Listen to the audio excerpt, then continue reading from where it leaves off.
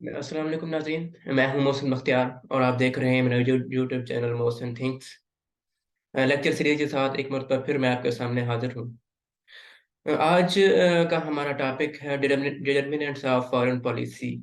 Actually हमने जो first part पढ़ा था फॉरेन पॉलिसी का, तो ये उसी का तसलसल है। आज हम देखेंगे डिटर्मिनेंट्स ऑफ फॉरेन पॉलिसी के कौन कौन से फॉरेन पॉलिसी की डिटर्मिनेंट्स हैं, कौन कौन से फैक्टर्स हैं जो डिटरमाइन करते हैं किसी भी स्टेट की फॉरेन पॉलिसी को। तो हमारे पास सबसे पहले हम देखते हैं कि टाइप्स कितनी हैं डिटर्मिनेंट्स की। तो basically there are two types, first external determinants and second internal determinants. Further external determinants और इंटरनल डिटर्मिनेंट्स के बहुत सारे फैक्टर्स हो सकते हैं, इसमें इन्वॉल्व हो सकते हैं, लेकिन हम लिमिटेड फैक्टर्स पढ़ेंगे यहाँ। हम ये जानने की कोशिश करेंगे कि कौन कौन से मेन फैक्टर्स हैं जो इसमें एक्सटर्नल डिटर्मिनेंट्स और इंटरनल डिटर्मिनेंट्स में रोल प्ले करते हैं। तो फर्स्ट हमारे पास हम देखेंगे आज के लेक्चर में हम सिर्फ एक्सटर्नल डिटर्मिनेंट्स के बारे में देखेंगे। तो हमारे पास बेसिकली पांच एक्सटर्नल डिटर्मिनेंट्स हैं। सबसे पहले है द इंटरनेशनल सिस्टम और पावर स्ट्रक्चर। दूसरे नंबर पे है इंटरनेशनल लॉ। थर्ड नंबर पे है इंटरनेशनल ऑर्गेनाइजेशन। फोर्थ पे है अलायंसेस। एंड फिफ्थ पे है मिलिट्री स्ट्रेंथ और armed race. So one by one हम देखते हैं इनके बारे में। तो सबसे पहले हमारे पास जो डिटर्मिनेंट एक्सटर्नल डिटर्मिनेंट है उसमें द इंटरनेशनल सिस्टम और पावर स्ट्रक्चर। पावर स्ट्रक्चर हम पहले तो हमें ये जानना जरूरी है हमारे लिए कि जो इंटरनेशनल सिस्टम है ये कब एमर्ज हुआ। Basically modern state system came into existence after treaty of Westphalia in 1648। यानी जब ट्रीटी ऑफ वेस्टफेलिया हुआ था 1648 में, उसके बाद मॉडर्न सिस्टम इमर्ज हुआ था, मॉडर्न इंटरनेशनल सिस्टम इमर्ज हुआ था। यानी एक पीस ट्रीटी डिफरेंट स्टेट्स के दरमियान हुई थी, ताकि एक न्यू ईरा स्टार्ट किया जा सके एक इंटरनेशनल लॉ का, इंटरनेशनल रिलेशंस का बिटवीन डिफरेंट कंट्रीज के। अब पीस कायम किया जाए, एक अमन कायम किया जाए दुनिया में। तो इसके बाद एक न्यू इंटरनेशनल सिस्टम इमर्ज हुआ। देन आफ्टर इंटरनेशनल, इसमें इंटरनेशनल सिस्टम जो है includes big middle and small power. यानी इसके बाद जो इंटरनेशनल सिस्टम इमर्ज हुआ उसमें छोटी बड़ी और जो दरमियानी स्टेज की स्टेट्स इमर्ज हुई।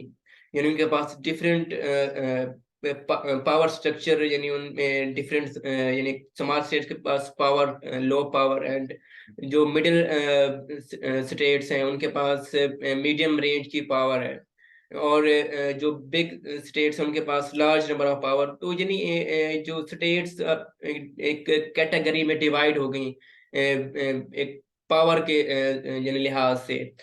तो इनमें जो role of international system in formatting and moulding foreign policy of particular state, जो इंटरनेशनल सिस्टम है जो उसका एक बहुत ही अहम रोल है किसी भी स्टेट की फॉरेन पॉलिसी को फॉर्म करने में और उसको यानी मोल्ड करने में। यानी जो करंट इंटरनेशनल सिस्टम है, international system basically time to time vary करता रहता है।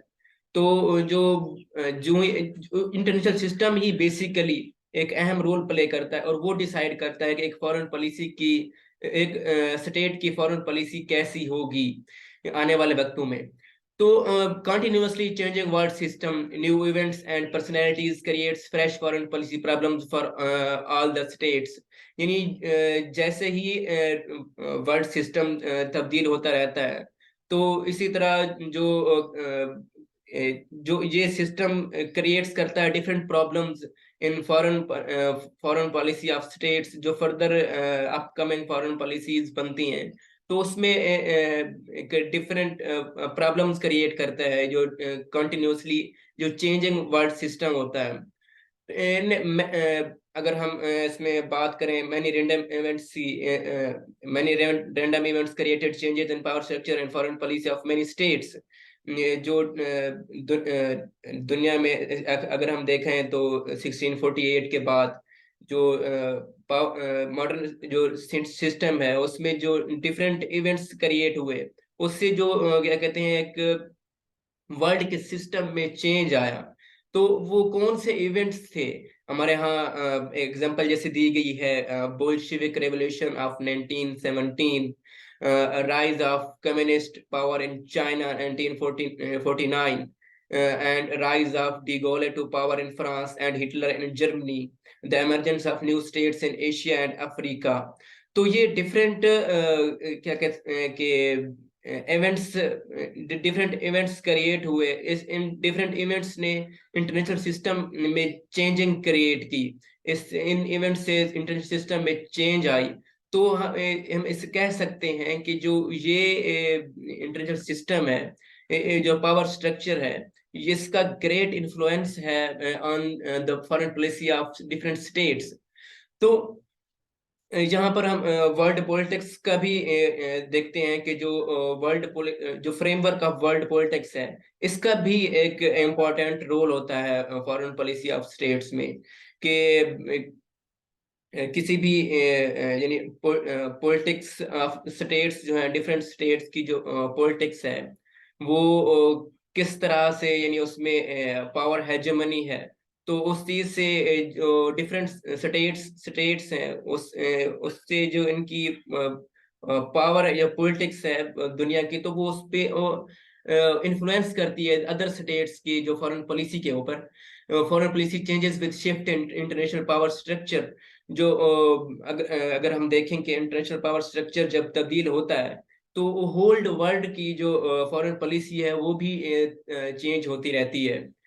अगर हम पास्ट में जाएं, अगर देखें कि जब मल्टी पोलर सिस्टम था during world war one and world war two, जब उस वक्त it was easy to shift sides in multipolar system. जो डिफरेंट स्टेट्स के लिए ये बहुत आसान था कि आप अपने जो साइड्स हैं वो चेंज कर लें। यानी अगर हम एग्जांपल लें खसूसन इटली की, तो इटली वर्ल्ड वार वन में एक पहले एक साइड से था, और उसके बाद फिर उन्होंने अपनी साइड चेंज कर दी। तो वो उनके लिए इतना इशू नहीं, इतना मसला नहीं था। लेकिन जो ही मल्टीपोलर सिस्टम यानी खत्म हुआ, तो उसके बाद बाइपोलर सिस्टम आया। बाइपोलर सिस्टम में फिर जब यूएस एंड यूएसएसआर की कन्फ्रंटेशन हुई, तो उसमें साइड्स को चेंज करना इतना आसान नहीं था। क्योंकि अगर एक एक स्टेट साइड को चेंज करती है, तो दूसरी स्टेट ऑटोमेटिकली वो रिस्पॉन्स देती है। अगर हम एग्जांपल लें कि यूएस की, तो बुश एडमिनिस्ट्रेशन की एक पॉलिसी थी कि अगर आप साइड चेंज करते हो तो फिर आप हमारा एनिमी हो, एनिमी कंसीडर किए जाओगे। तो इन मल्टीपल सिस्टम में तो ऐसा नहीं था। उसमें तो अगर साइड को चेंज कर लेते तो वो इजी था। लेकिन बाइपोलर सिस्टम में ऐसा करना बिल्कुल, यानी अपने पैरों पर कुल्हाड़ी मारना था। तो उसके बाद फिर एडवांस जब अब यूनिपोलर सिस्टम आया, तो उसमें जब यूएस वर्ल्ड पावर बना, तो उसके बाद तो स्टेट्स के लिए इम्पॉसिबल है कि वो अपनी कोई फ्रीली कोई एक किसी अदर स्टेट्स के साथ, यानी अपोजिट स्टेट के साथ अपने ताल्लुकात कायम कर सकें या अपनी साइड को शिफ्ट कर सकें। यानी अगर इमर्जिंग तो टू पावर्स हैं उसके मुकाबले में, यूएस के मुकाबले में एक यूएस तो रशिया है और एक चाइना।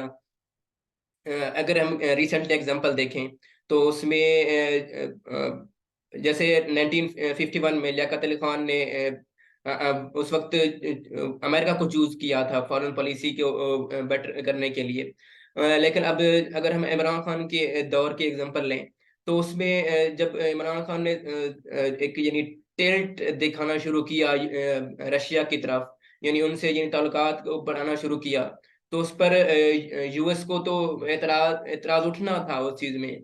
तो इसी सिलसिले में तो फिर ये सारा जो रजीम चेंज सिस्टम आया है उसमें, तो इसके कहने का ही मतलब है कि जो ये सिस्टम है, इंटरनेशनल सिस्टम या पावर सिस्टम है, ये डिफरेंट स्टेट्स, एक डेवलपिंग स्टेट्स और जो डेवलप स्टेट्स, उनकी जो फॉरेन पॉलिसी को इन्फ्लुएंस करता है, उसको अफेक्ट करता है।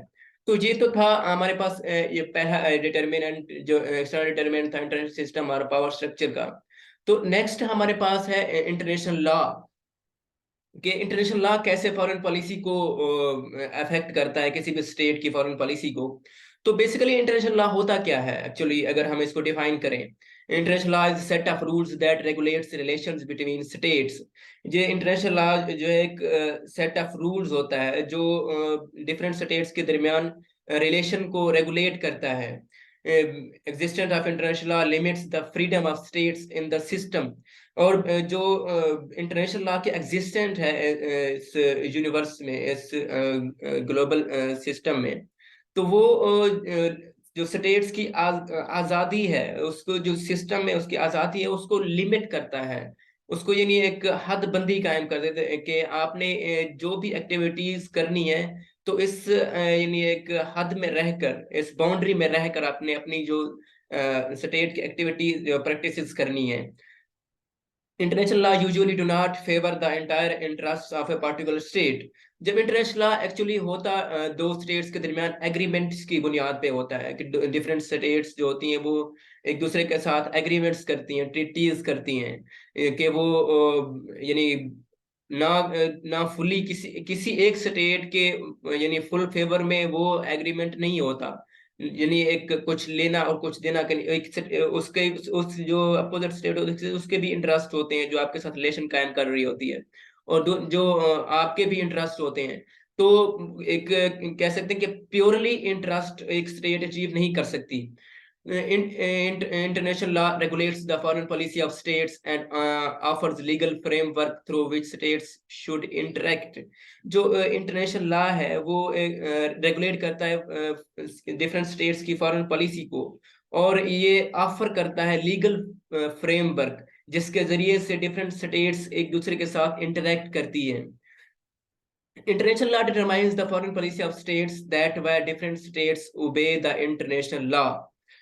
जो मेन एक्चुअली जो मेन थिंग है वो जिस पर एक जिसको एनालाइज करने की जरूरत है, वो ये है कि जो international law basically foreign policy को डिटरमाइन करता है, जो डिफरेंट स्टेट्स की फॉरेन पॉलिसी को डिटरमाइन करता है।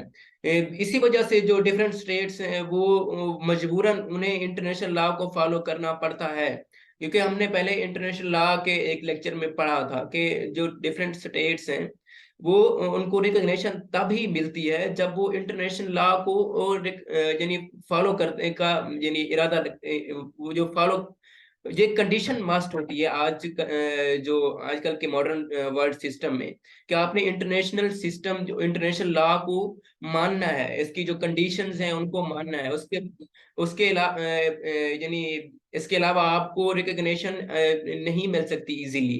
तो इसीलिए जो और ये इंटरनेशनल लॉ जो होता है वो फिर डिफरेंट स्टेट्स के दरमियान इंटरेक्शन का बाय यानी आप जो लीगली फ्रेमवर्क देता है डिफरेंट स्टेट्स को एक दूसरे के साथ इंटरेक्ट करने के लिए। तो इसीलिए जो डिफरेंट स्टेट्स होती हैं वो बाउंड होती हैं कि वो इंटरनेशनल लॉ को ऑब्जर्व करें, वो इंटरनेशनल लॉ को ओबे करें। तो इसमें आगे हमारे पास है डिबेट अमंग थ्योरिस्ट, जो डिफरेंट थ्योरिस्ट के दरमियान डिबेट है इस चीज के ऊपर, इंटरनेशनल लॉ के ऊपर, कि आया इंटरनेशनल लॉ एक अफेक्ट करता है डिफरेंट जो स्टेट्स की फॉरेन पॉलिसी को या नहीं करता। इसमें बेसिकली हमारे पास जो मेन टू थ्योरिस्ट के पॉइंट ऑफ व्यू हैं वो रियलिस्ट पॉइंट ऑफ व्यू है और लिबरलिस्ट पॉइंट ऑफ व्यू हैं। तो अगर हम रियलिस्ट को देखें तो रियलिस्ट इस चीज को नफी करते हैं, वो ये कहते हैं कि जो इंटरनेशनल लॉ है वो स्टेट्स की फॉरेन पॉलिसी को अफेक्ट नहीं करता, यानी लिटिल अफेक्ट करता है, ज्यादा इसका इतना मेजर अफेक्ट नहीं है, क्योंकि जो स्टेट्स हैं वो फ्री है, वो यानी एक स्टेट्स से अबव कुछ नहीं है, यानी स्टेट्स ये बाउंड नहीं है कि वो इंटरनेशनल लॉ को फॉलो करें। ये इंटरलिस्ट का मानना है कि जो स्टेट्स हैं वो बाउंड नहीं है इस चीज में, तो ये लाजमी नहीं है कि ये इंटरनेशनल लॉ अफेक्ट करे किसी भी स्टेट की फॉरेन पॉलिसी को। अगर हम इसके अपोजिट देखें लिबरलिस्ट पॉइंट ऑफ व्यू को, तो लिबरलिस्ट कहते हैं कि ये नेसेसरी होता है स्टेट की ये स्टेट के लिए कि वो इंटरनेशनल लॉ को ऑब्जर्व करे, ओबे करे, क्योंकि इंटरनेशनल लॉ से ही डिफरेंट स्टेट्स के दरमियान ट्रीटीज कायम होती हैं, डिफरेंट स्टेट्स के दरमियान एक रिलेशंस कायम होते हैं। तो इसलिए ये इंटरनेशनल लॉ अफेक्ट करता है एक स्टेट की फॉरेन पॉलिसी को। तो ये दो यानी एक अपोजिट पॉइंट्स ऑफ व्यू है, रियलिस्ट पॉइंट ऑफ व्यू और लिबरलिस्ट पॉइंट ऑफ व्यू। अगर हम इसका सम देखें इन सम इंटरनेशनल लॉ, अगर इसको हम यहाँ पर कंक्लूड करें, तो in some international law defines the status, the rights, the responsibilities and obligations of the nations in foreign policy. It is the responsibility of every state to observe the norms and laws, failure to which there are consequences. तो अगर हम इसको यानी conclude करें तो हम यही एक नतीजा अखज होता है इसका कि इंटरनेशनल लॉ जो होता है वो डिफाइन करता है स्टेटस को, राइट्स को डिफाइन करता है, रिस्पॉन्सिबिलिटीज को डिफाइन करता है। तो इसलिए ये हर स्टेट की रिस्पॉन्सिबिलिटी है कि वो जो नॉर्म्स और लॉज है इसको ऑब्जर्व करे और इसको ओबे करे। अगर इसको यानी कोई स्टेट यानी इस चीज में फेल होती है तो उसको कॉन्सिक्वेंसेस का सामना करना पड़ेगा। तो ये तो था इंटरनेशनल लॉ का डिटर्मिनेंट। तो इसके बाद थर्ड हमारे पास है इंटरनेशनल ऑर्गेनाइजेशंस। जो यहाँ पर हम ये देखेंगे इंटरनेशनल ऑर्गेनाइजेशन कैसे अफेक्ट करती हैं फॉरेन किसी भी स्टेट की फॉरेन पॉलिसी को।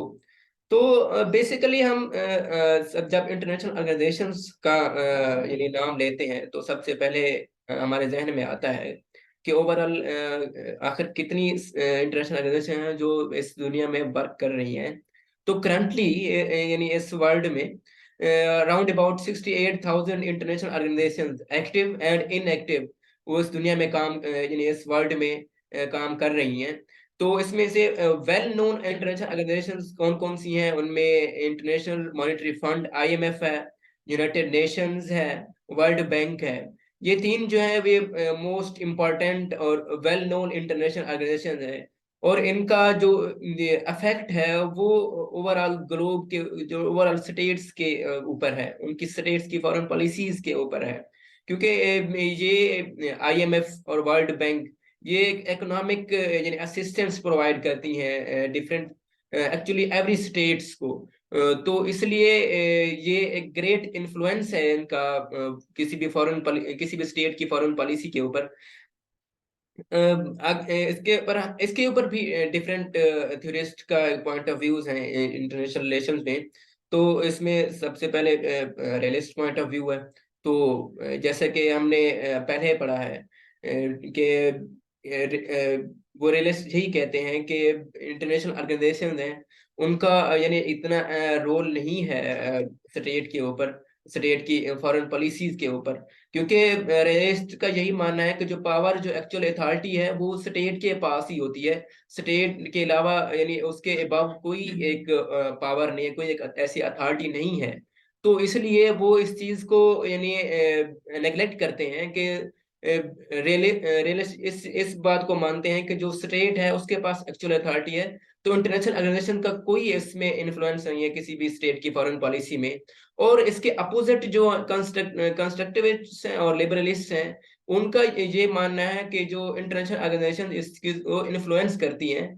क्योंकि इंटरनेशनल ऑर्गेनाइजेशंस इंटरनेशनली तौर पर जो रिकग्नाइज्ड ऑर्गेनाइजेशन होती हैं और जो स्टेट्स होती हैं वो बाउंड होती हैं इंटरनेशनल ऑर्गेनाइजेशन के जो कवानीन है उस पर उन्होंने अमल करना होता है। क्योंकि जो इकोनॉमिक असिस्टेंस दी जाती है डिफरेंट स्टेट्स को तो वो बहुत डिफरेंट कंडीशंस रखी जाती हैं स्टेट्स के आगे कि आपने इन कंडीशंस को आपने मानना है। तो उस चीज के ऊपर फिर वो बाउंड होती हैं स्टेट्स के, आप उस चीज को वो इम्प्लीमेंट करें।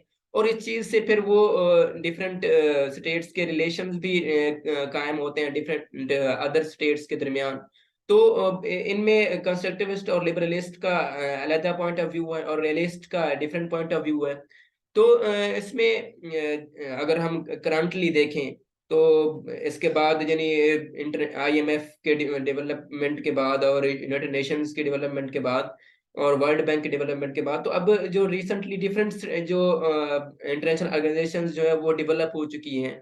तो उसमें formation of many international organisation like EU, European Union उसके बाद कायम हुई, उसके बाद एशियान कायम हुई, अफ्रीकन यूनियन के इंटरनेशनल ऑर्गेनाइजेशन बनी, और उसके बाद ओपेक बनी। तो ये डिफरेंट इंटरनेशनल ऑर्गेनाइजेशन इमर्ज हुई। और आहिस्ता आहिस्ता से जो जूं जूं ही यानी एक वर्ल्ड सिस्टम आगे चेंज होता जा रहा है, तो इंटरनेशनल ऑर्गेनाइजेशंस भी इसी तरह से बढ़ती जा रही हैं, और एक कंपटीशन पैदा होता जा रहा है डिफरेंट इंटरनेशनल ऑर्गेनाइजेशन में, और वो डिफरेंट स्टेट्स के फॉरेन पॉलिसीज को इन्फ्लुएंस करती हैं। तो ये तो था इंटरनेशनल ऑर्गेनाइजेशंस। और नेक्स्ट हमारे पास है फोर्थ नंबर पे अलायंसेस, कि how alliances affect foreign policy of states. तो सबसे पहले तो यही देखते हैं कि जो अलायंस होते हैं वो जब बनते हैं, alliance formulation considered as curious aspect of international relations, ये एक इम्पॉर्टेंट एस्पेक्ट के तौर पर इसे देखा जाता है अलायंस फॉर्मेशन को, कि जो बेसिकली इस रिसेंट वर्ल्ड सिस्टम में तो अलायंसेस को प्रेफरेंस दी जाती है डिफरेंट स्टेट्स के दरमियान। वो ऑलमोस्ट जो रिसेंट वर्ल्ड स्ट्रक्चर में वही स्टेट्स कामयाब हैं जिनमें जो डिफरेंट अलायंसेस, जिनके डिफरेंट अलायंसेस बने हुए हैं, जो डिफरेंट जिन्होंने डिफरेंट अलायंसेस में टेक पार्ट किया हुआ है।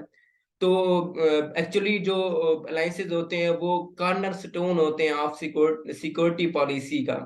यानी जो डिफरेंट कह सकते हैं कि वीक स्टेट्स होते हैं, वीकर स्टेट्स होती हैं, वो एक स्ट्रांगर स्टेट्स के साथ अलायंस बना लेती हैं, ताकि वो जो सिक्योरिटी थ्रेट्स हों अगर किसी भी अपोजिट स्टेट्स के, तो उस चीज से बचा जा सके।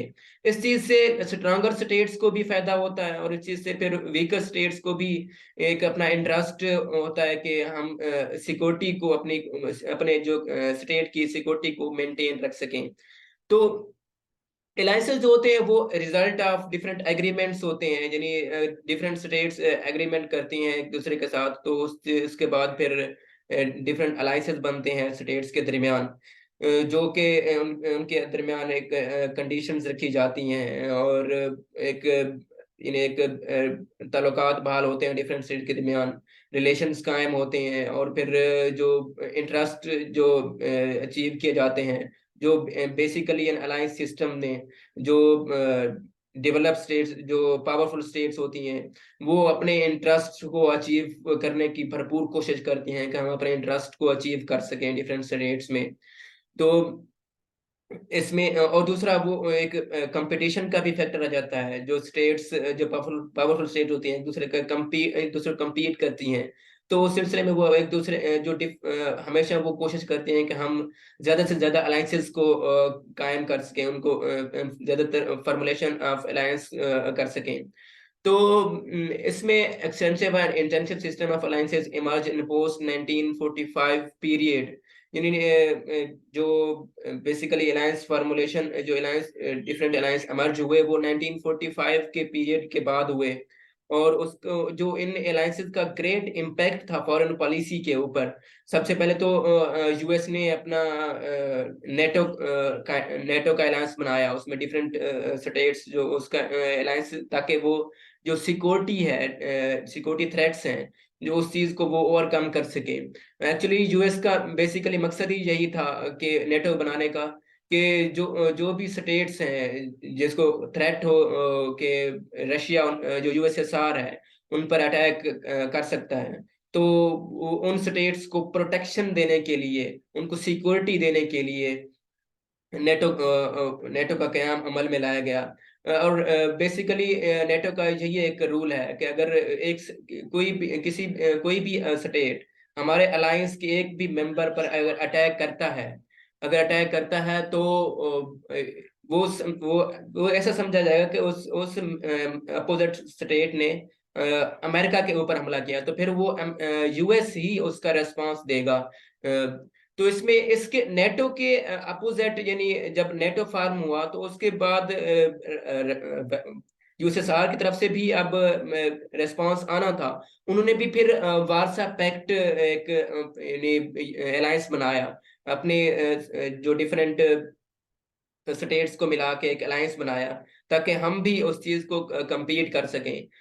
अगर कोई भी स्टेट यानी हमारे जो अलायंस सिस्टम है, हमारे जो अलायंस मेंबर्स हैं वारसा पैक्ट के, तो अगर उन पे भी अगर कोई अपोजिट एनिमी कंट्री जो है वो एनिमी स्टेट अटैक करता है, तो वो भी यानी ऐसे समझाएगा कि उन्होंने यूएसएसआर के ऊपर अटैक किया है। तो इस चीज में हम देखते हैं कि एक यानी एक राइवलरी कायम हो गई, यानी डिफरेंट जो टू वर्ल्ड पावर के दरमियान, यानी उस क्योंकि उस वक्त तो बाइपोलर सिस्टम इमर्ज हो गया था, तो इसमें यूएस और यूएसएसआर के दरमियान एक राइवलरी इमर्ज हुई कि अब उन्होंने अपने नेटो अलायंस बना लिया और उन्होंने वारसा पैक्ट अलायंस बना लिया। तो लेकिन at the end of cold war 1991, तो फिर वारसा पैक्ट वो भी यानी खत्म हो गया। तो उसके बाद फिर यूनिपोलर सिस्टम कायम हुआ और नेटो यानी एक अलायंस जो है वो एक वर्ल्ड स्ट्रॉन्गेस्ट अलायंस के तौर पर सामने आया। तो ये तो था अलायंसेस के बारे में, जो कि अलायंस कैसे अफेक्ट करता है फॉरेन पॉलिसी के ऊपर। क्योंकि जो अलायंसेस होते हैं, जो डिफरेंट स्टेट्स में अलायंस बनाती हैं पावर स्टेट्स के दरमियान, तो वो फॉरेन पॉलिसी को भी उसी के मुताबिक ढाल लेती हैं, अपनी जो फॉरेन पॉलिसी को भी उसी के मुताबिक चेंज कर लेती हैं। तो अलायंसेस का भी एक ग्रेट इम्पैक्ट है on the foreign policy of different states. तो एट द लास्ट हमारे पास फिफ्थ नंबर पे है मिलिट्री स्ट्रेंथ और आर्म रेस। यानी मिलिट्री स्ट्रेंथ ये कैसे अफेक्ट करती है किसी भी फॉरेन पॉलिसी के किसी भी स्टेट की फॉरेन पॉलिसी को। तो इसमें हम यही देखते हैं कि quantity and quality of instruments of military and naval power bye rival state in peace time.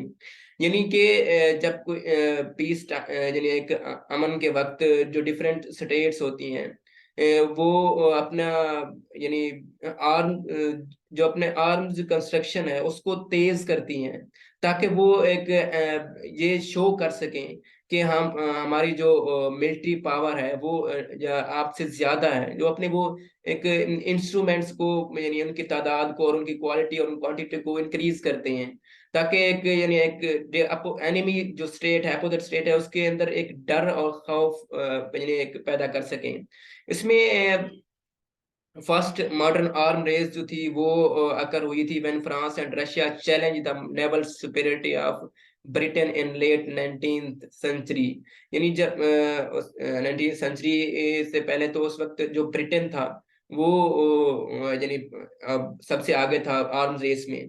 तो उसके बाद फिर फ्रांस और रशिया ने सबसे पहले इस चीज को चैलेंज किया था, उन्होंने फिर आर्म्स रेस में वो शामिल हो गए थे।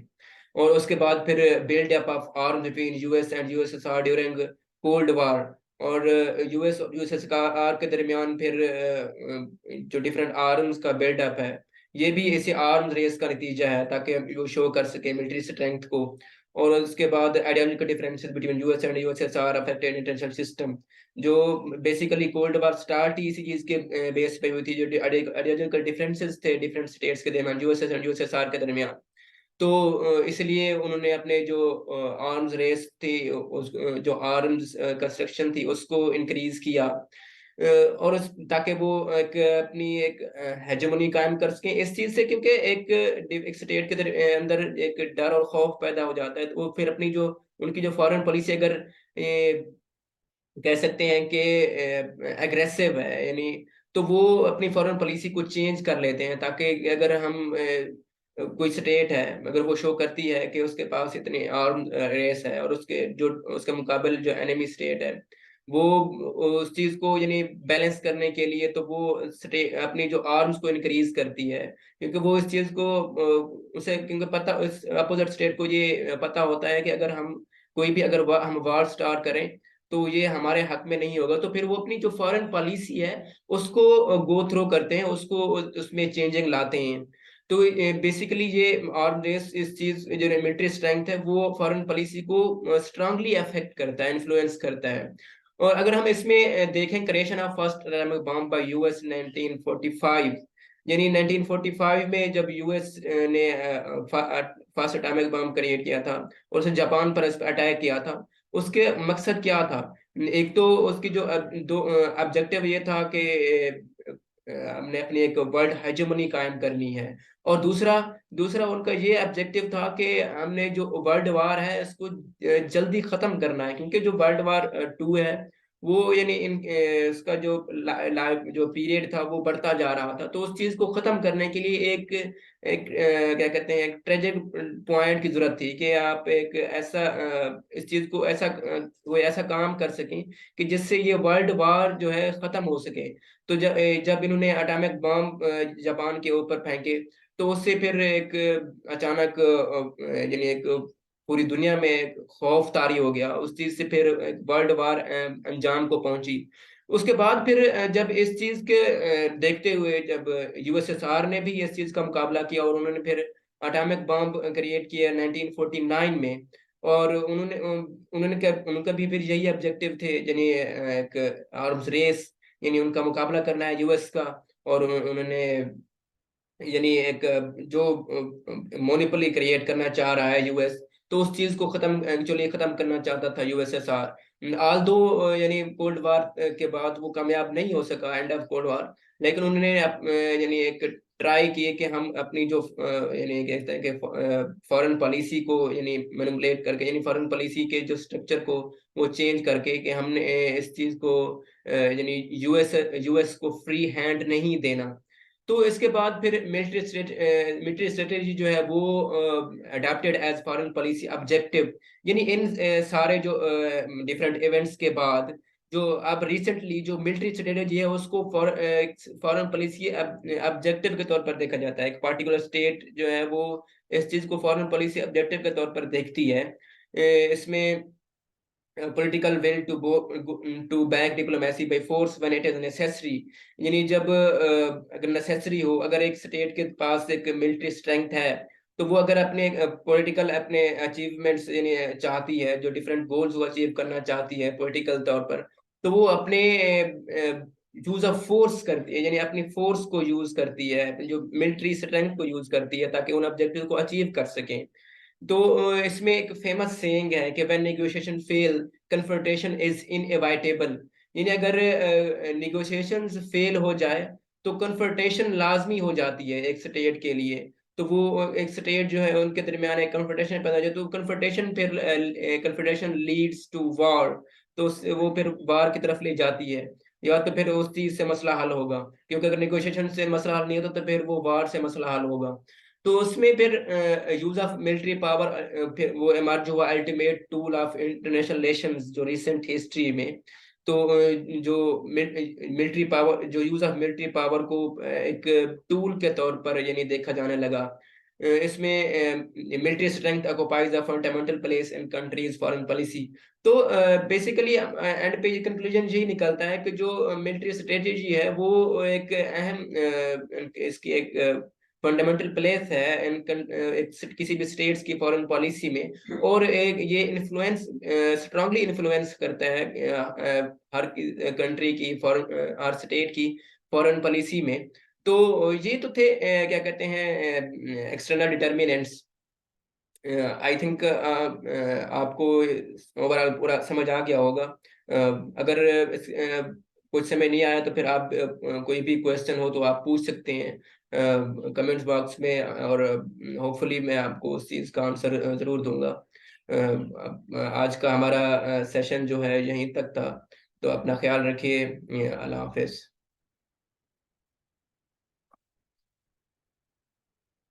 बड़ी लंबी वीडियो बन जाए ते ये दो पार्ट कर रहे हैं।